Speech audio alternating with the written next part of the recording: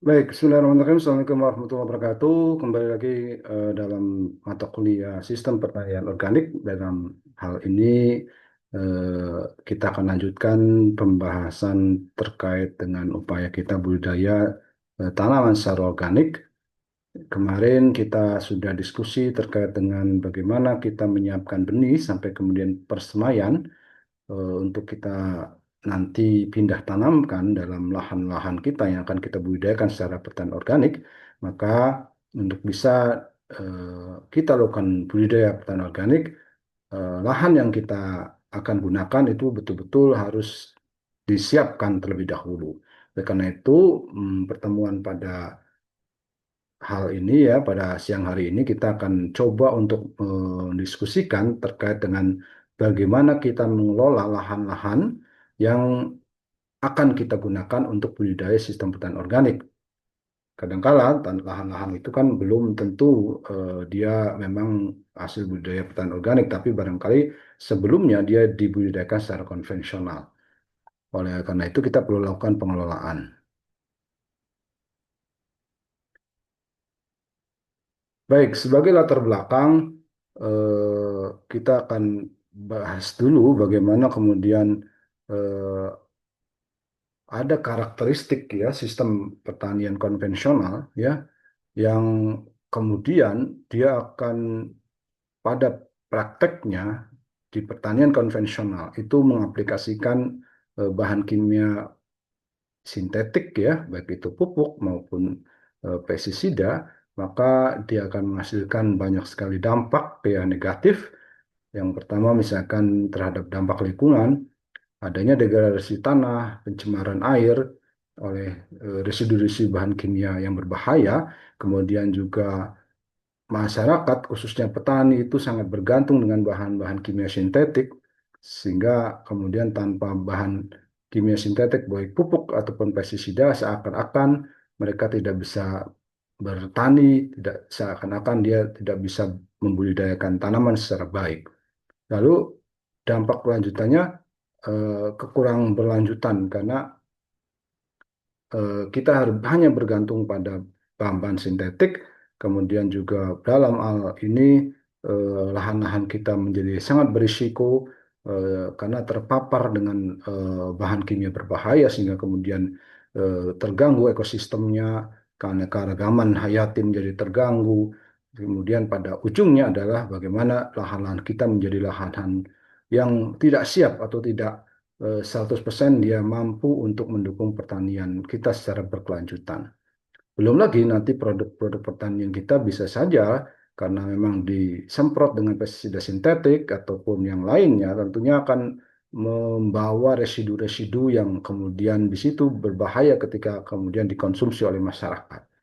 Oleh karena itu, dengan adanya dampak-dampak itu tentu kita upayakan bagaimana kita bisa membudidayakan tanaman kita melalui pertanian organik.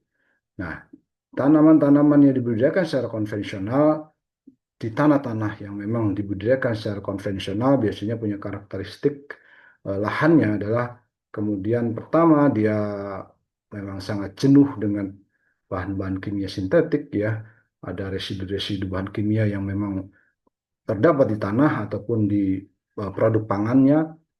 Tanah-tanah menjadi struktur secara fisik dia rusak, padatan tanah, pori-pori menurun, tanah menjadi keras dan padat, lalu bahan organik yang terkandung di tanah juga menurun. Pada akhirnya juga nanti adalah mikroorganisme yang membantu tanaman untuk tumbuh berkembang dengan baik kemudian pada mati sehingga kemudian populasinya menurun. Oleh karena itu, pada ujungnya adalah bagaimana dia kemudian mengganggu ekosistem, sehingga mengganggu keseimbangan lahan, sehingga lahan kemudian tidak mampu lagi mendukung dengan baik budidaya pertanian kita. Oleh karena itu, kita perlu lakukan upaya konversi pertanian ya dari konvensional menjadi pertanian organik. Jadi pertama mungkin untuk kita bisa konversi karena kita memang misalkan kita tertarik menggunakan pertanian organik, maka ketika kita mendapati bahwa lahan kita adalah lahan konvensional yang sebelumnya dibudidayakan secara konvensional, maka kita harus lakukan konversi.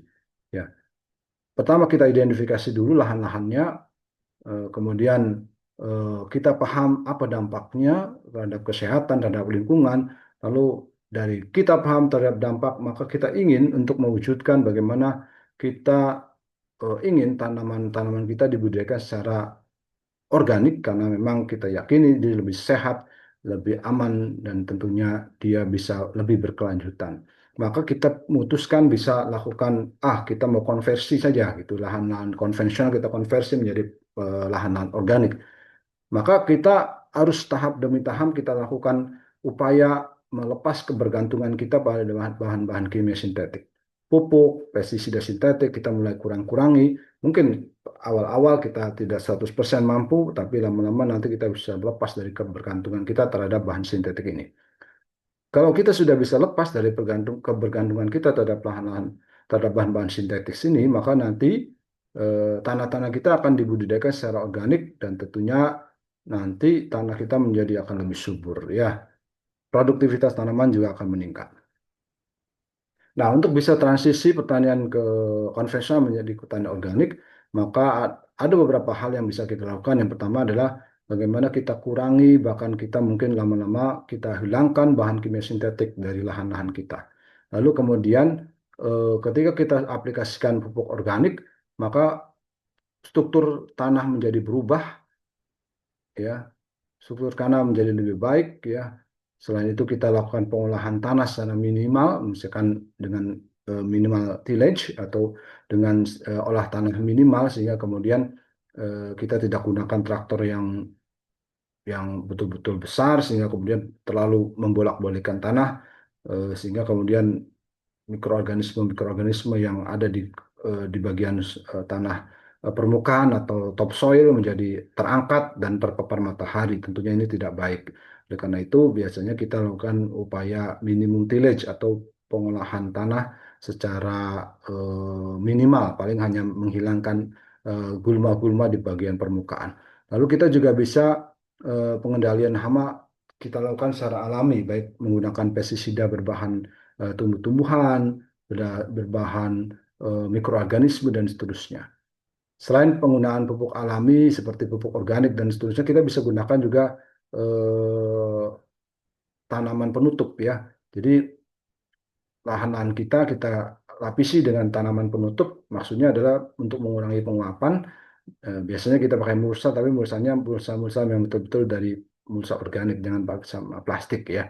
Nah, ini yang kemudian akan mampu meningkatkan kualitas tanah kita ya. Nah, ketika kita sudah lakukan upaya transisi, maka kita akan dapati tanah-tanah itu yang kita budidayakan secara organik memiliki karakter-karakter yang struktur tanah itu gembur, kemudian dia kaya bahan organik. Dengan kaya bahan organik, dia mampu menangkap atau mengikat air lebih banyak, sehingga kemudian tersedia cukup bagi tanaman. Lalu kemudian produk-produk pertanian yang kita budidayakan secara organik di lahan-lahan organik kita bebas residu kimia, baik residu kimia sintetik, dari pupuk ataupun dari pestisida sehingga kemudian aman kita konsumsi. Lalu dia juga kita gunakan eh, pupuk-pupuk hayati atau pupuk-pupuk nabati ya atau juga pupuk-pupuk misalkan pestisida-pestisida yang alami sehingga kemudian kita bisa bisa membebaskan kita dari penggunaan bahan kimia sintetik. Lalu kemudian juga ketika kita aplikasikan petani organik, itu populasi dan keanekaragaman organisme tanah itu menjadi meningkat dan beragam. Nah, jadi ini menjadi sangat penting untuk pengembangan berikutnya. Manfaatnya apa ketika kita upayakan pengubahan atau konversi dari lahan-lahan sintetik menjadi atau pertanian konvensional menjadi lahan-lahan untuk pertanian organik? Ini pertama adalah pengurangan polusi tentunya. Kemudian juga peningkatan keanekaragaman hayati, tentunya juga kesehatan manusia yang mengkonsumsi produk-produk pertanian karena minimnya residu bahan kimia sintetik yang masuk kepada produk pangan kita. Lalu yang penting juga adalah keberlanjutan pertanian. Pertanian kita yang kita gunakan ya, atau yang kita budidayakan akan lebih berlanjut karena memang kita berbahan input-input yang alami sehingga kemudian tidak berdampak kepada kemunduran kesehatan lingkungan. Nah, prinsip produksi produksi pertanian organik harus telah diterapkan pada lahan yang sedang berada dalam periode konversi dengan ketentuan sebagai berikut. Jadi, 2 tahun paling tidak sebelum tebar benih untuk tanaman semusim dan 3 tahun sebelum panen pertama untuk tanaman tahunan. Kemudian tanpa periode konversi biasanya zero conversion untuk lahan-lahan yang ditumbuhi tumbuhan liar yang tidak dibudidayakan tanpa asupan bahan kimia sintetik. Jadi ada 3 kategori, bisa 2 tahun untuk tanaman semusim atau 3 tahun untuk tanaman tahunan dan tanpa periode kalau memang di situ tumbuhannya tumbuhan liar dan kita tidak pernah aplikasikan bahan sintetik. Nah, ini masa konversi untuk tanaman semusim berdasarkan lahan. Apabila masa konversi telah terlampaui, maka tanaman semusim yang ditanam pada lahan tersebut dapat disebut dengan produk organik. Masa konversi tanaman tahunan itu berdasarkan lahan dan tanaman. Maka apabila masa konversi telah terlewati, maka tanaman tahunan tersebut dapat dinyatakan sebagai produk-produk organik. Nah, ketika kita sudah lakukan konversi lahan itu menjadi lahan organik, maka baru kita bisa gunakan lahan itu untuk kita tanam.